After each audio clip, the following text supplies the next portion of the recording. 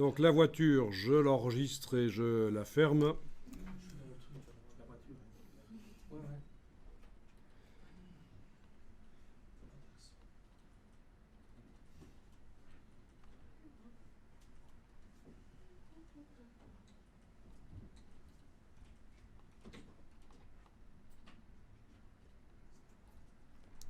Et alors je vais dans Google taper ceci, sport et public domaine entre guillemets.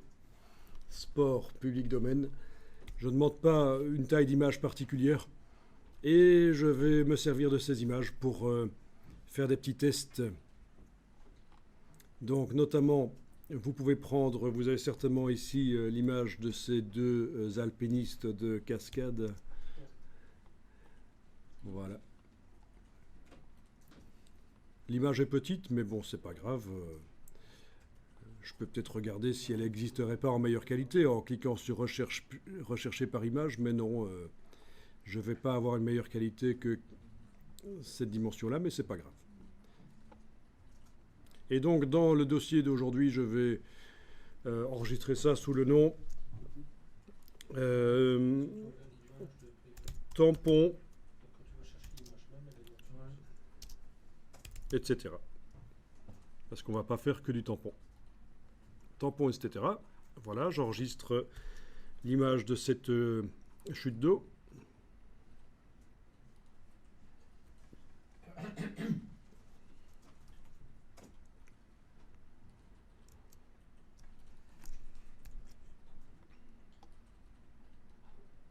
J'ouvre dans Photoshop. T'as mis une taille de photo spéciale pour... Tu dois aller consulter la page et puis faire enregistrer. Tu recommences. Je prends 16. Alors, au tampon, je vais supprimer un des deux personnages. Alors, le principe, c'est qu'il faut travailler sur un calque vide. C'est ça le secret pour bien travailler au tampon. Donc, dans la palette des calques, je clique sur le bloc de feuilles, je crée un calque vide et je vais travailler sur lui. Ensuite, j'active l'outil tampon. Je clique avec l'outil tampon sur l'image et ça me met un message qui m'indique que je ne sais pas utiliser l'outil tampon parce que vous n'avez pas fait Alt-clic pour définir le point source. Ben oui. C'est ça le principe du tampon, c'est qu'il faut cliquer sur une partie où il y a de la flotte et puis aller la dupliquer, cette flotte, à l'endroit où il y a le personnage que je veux supprimer. Donc je teste ça. Avec le tampon, je fais Alt-clic ici, par exemple. Donc touche Alt enfoncé, je clique. Oui, parce que quand je dis Alt-clic, il y en a qui enfoncent Alt puis qui cliquent. Non, c'est cliquer en ayant la touche Alt enfoncée.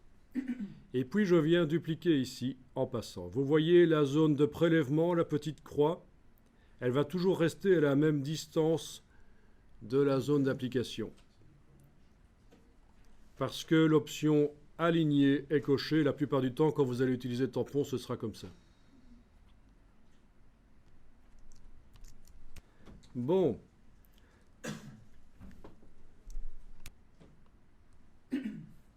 Mais ça ne fonctionne toujours pas. Pourtant, j'ai fait tout ce qu'il fallait. J'ai enfoncé la touche Alt et j'ai cliqué à côté. Je suis allé passer sur le personnage et je suis censé dupliquer des pixels sur le personnage. Des pixels qui sont sous la croix. Ils sont censés se dupliquer sur le personnage. Il n'y a rien. Comment ça se fait, Photoshop bug? Comment je ne suis pas sur le bon calque? Tu crois quand même pas que je vais travailler sur le calque d'arrière-plan? Moi j'en ai fait une copie, donc si. Et modifier de manière définitive et non réversible le calque d'arrière-plan. D'où ma copie. Tu Moi, je fais des backups. Donc, l'astuce, c'est qu'il faut que j'indique que le tampon doit utiliser comme source tous les calques et pas seulement le calque sur lequel je travaille. Et l'astuce, c'est donc d'aller ici dans échantillonner tous les calques. Donc, le tampon, ses options en haut, j'indique échantillonner tous les calques. Et à ce moment-là, ça fonctionne. Alors attention, il faut quand même lâcher de temps en temps le bouton de la souris parce que sinon, à un certain moment, à force de dupliquer, le personnage se... Ben voilà. Donc, il faut... Là, j'annule. Il faut de temps en temps lâcher le bouton de la souris. Et si on duplique le calque d'origine, ça va aussi. Dupliquer le calque d'origine. Dupliquer le calque d'arrière-plan et travailler sur le calque d'origine. C'est pas bon? Ben, pas trop. Je vois pas quel est l'intérêt. C'est un peu comme si vous ne saviez pas que l'option échantillonner tous les calques existe. Si vous faites ça, si vous dupliquez le calque d'arrière-plan et que vous travaillez sur le calque, en fait, vous travaillez comme si l'option échantillonner tous les calques n'existait pas. C'est à l'ancienne alors, c'est ça? Ben, à l'ancienne, ça fait quand même depuis que les calques existent, 1994, qu'on fonctionne comme ça. Hein. Voilà. Ok, donc à un certain moment, je dois réenfoncer la touche Alt, cliquer et aller dupliquer. Voilà. Donc l'intérêt, c'est que toute la duplication de pixels s'est faite sur le calque. Voilà. Le premier qui me dit que ça ressemble à une épée de Jedi, je le trucide. Ni à autre chose. Et donc, si je me suis trompé, il suffit que je prenne la gomme, et je vais gommer. Donc la gomme, c'est comme le pinceau, on peut choisir le diamètre, le flou, et on peut aller gommer, et on fait réapparaître des choses si on veut. C'est ça l'intérêt de travailler sur un calque à part. On travaille toujours au tampon comme ça. Sur un calque au-dessus, il faut juste connaître l'astuce de l'option échantillonner tous les calques. Donc on sépare les choses en fait. Waouh. Là je dois aller plus loin. C'est ça le problème. Ça veut dire que tu mets échantillon, c'est pas prendre dire beaucoup de choses. Échantillonner, ça veut dire aller prendre les pixels à un endroit en faisant Alt-clic. C'est ça échantillonner. C'est aller puiser des pixels. Ici, Ouais. Et tu vas les mettre plus loin, de préférence assez loin, sinon ça duplique, comme on a vu. Si on échantillonne trop près de la zone d'application, ça ne marche pas. Et bien voilà, ça c'est le tampon. Le tampon qui va vous servir à supprimer des choses dans les compositions. Alors je peux retourner sur ma page de résultats Google Sport. Voyons un peu dans quel cas ça pourrait encore servir. Ben voilà, par exemple là.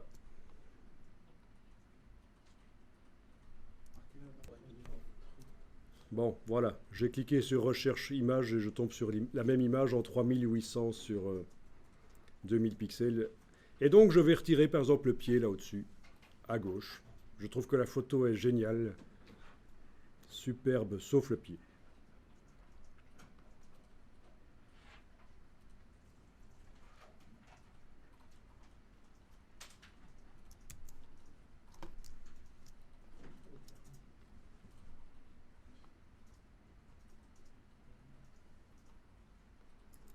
Donc, je crée un calque vide au tampon.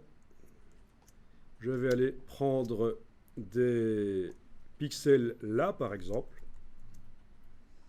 Alt-clic et aller les dupliquer là. Et voilà, c'est fait. Il n'y a pas besoin de s'ennuyer plus que ça.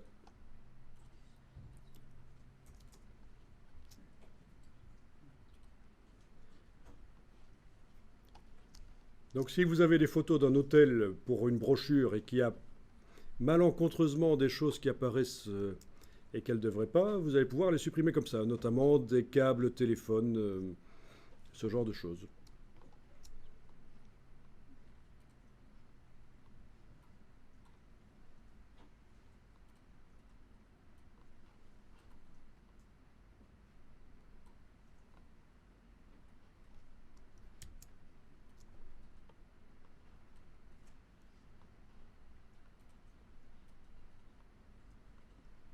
Voilà.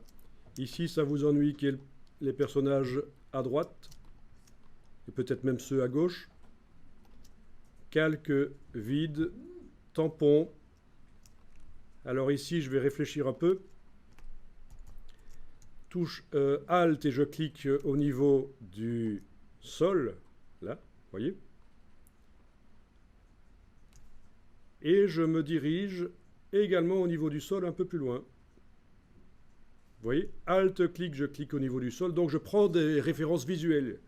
Alt-clic, je clique au niveau du sol, puis je vais plus loin, toujours au niveau du sol. Je clique, la zone de prélèvement va toujours suivre la zone d'application. Et c'est pas mal. Donc on se sert de points de référence aussi, hein. On ne choisit pas toujours au hasard. Dans la cascade précédemment, oui, on pouvait faire un peu n'importe comment, mais dès qu'il y a des lignes directrices dans la photo, on va s'occuper de les respecter.